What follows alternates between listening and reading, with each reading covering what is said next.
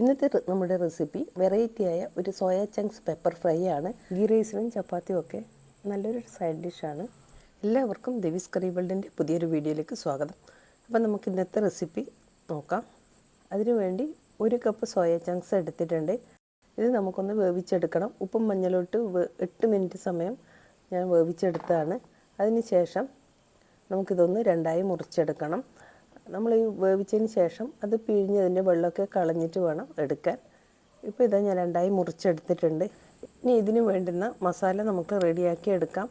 അതിനു വേണ്ടി ഒരു പാൻ ചൂടാകുമ്പോൾ അതിലേക്ക് 1 പീസ് പട്ട, 2 ഗ്രാമ്പു, 1 ടീസ്പൂൺ പെരിഞ്ജീരകം, 1/4 ടീസ്പൂൺ സാദാ ജീരകം, 3 ടീസ്പൂൺ കുരുമുളക്,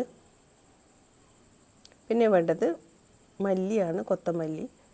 അത് 2 ടീസ്പൂൺ കൊത്തമല്ലി എടുത്തിട്ടുണ്ട്. അതേപോലെ തന്നെ 2 കാശ്മീരി മുളകും കൂടി എടുത്തിട്ടുണ്ട്. ഇതൊന്ന് നമുക്ക് വറുത്തെടുക്കണം. ഈ കുരുമുളകൊക്കെ ഒന്ന് പൊട്ടാൻ തുടങ്ങുമ്പോൾ നമുക്കിത് ഫ്ലെയിം ഓഫ് ചെയ്യാം. ഇപ്പോൾ ഇതാ നന്നായി വറുത്തിട്ടൊക്കെ ഉണ്ട്. ഇതൊന്ന് തണുക്കുമ്പോൾ നമുക്ക് പൊടിച്ചെടുക്കാം.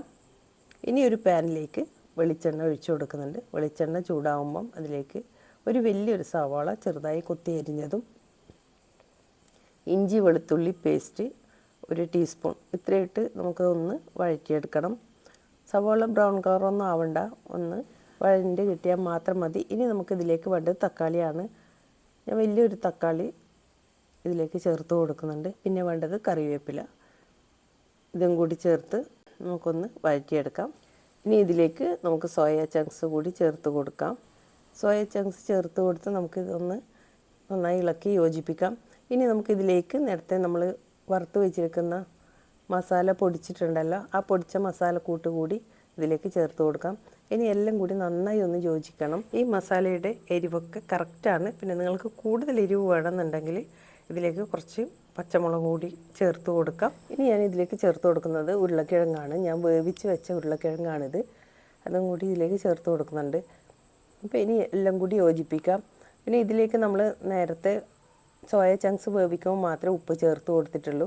അപ്പോൾ ഈ സമയത്ത് നമുക്ക് ഉപ്പ് നോക്കി കുറച്ചും കൂടി ചേർത്ത് കൊടുക്കാം. ഞാൻ ഉരുളക്കിഴങ്ങ് വേവിക്കുമ്പോൾ ഉപ്പൊന്നും ചേർത്ത് കൊടുത്തിരുന്നില്ല. ഇനി ഇതെല്ലാം കൂടി ഒന്ന് യോജിക്കാൻ കുറച്ച് ചൂടുവെള്ളമാണ് ഞാനിവിടെ ചേർത്ത് കൊടുക്കുന്നുള്ളത്.